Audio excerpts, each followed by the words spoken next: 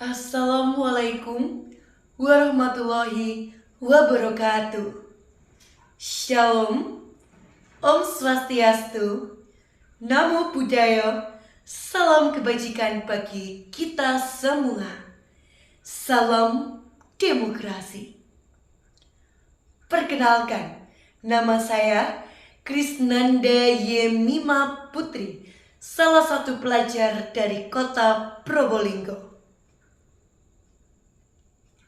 Saudara-saudara, saat ini kita sedang hidup di negeri yang katanya berdaulat oleh rakyat, dari rakyat dan untuk rakyat.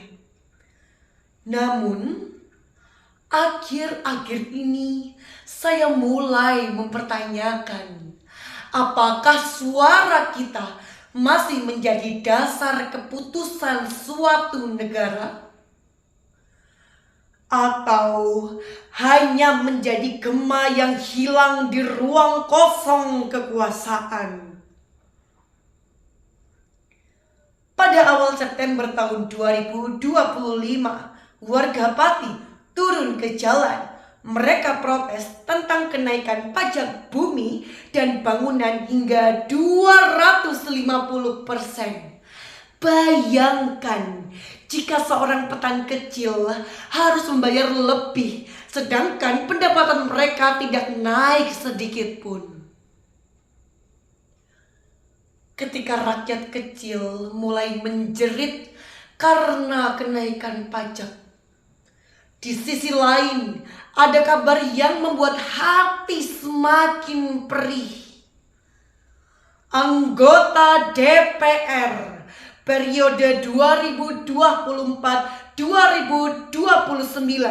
justru mendapatkan tunjangan rumah sebesar 50 juta per bulan dan pendapatan sebesar 100 juta per bulan.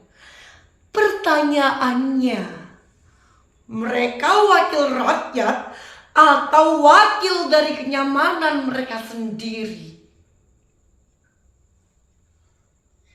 Ketika rakyat kecil dituntut untuk membayar lebih demi pembangunan, sedangkan para pemimpin mendapatkan fasilitas yang lebih memadai, di manakah letak keadilan itu? Seharusnya demokrasi berdiri di atas prinsip kesetaraan, bukan ketimpangan yang dilegalkan. Kita mengerti bahwa kita harus membayar pajak. Kita mengerti bahwa Indonesia membutuhkan dana. Tapi ketika suatu permasalahan dalam negara hanya dilimpahkan kepada masyarakat dan para pemimpin hanya duduk di kursi empuk itu, bagaimana letak keadilan? Itu adalah suatu pengkhianatan terhadap demokrasi.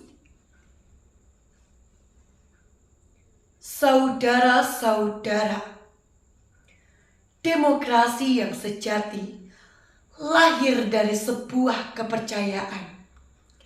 Dan warga Indonesia percaya bahwa wakilnya akan menyuarakan pendapat mereka.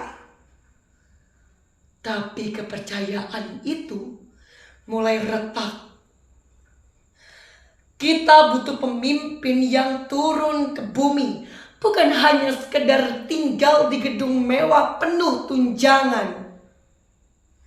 Kita butuh kebijakan yang berpihak pada kita, bukan hanya pidato indah di depan kamera. Saudara-saudara, jangan jadikan demokrasi sebagai sebuah sandiwara di mana rakyat hanya menjadi penonton dan kekuasaan menjadi pemeran utama. Mari kita menyuarakan suara kita, karena keadilan harus kita perjuangkan dan kita pertahankan.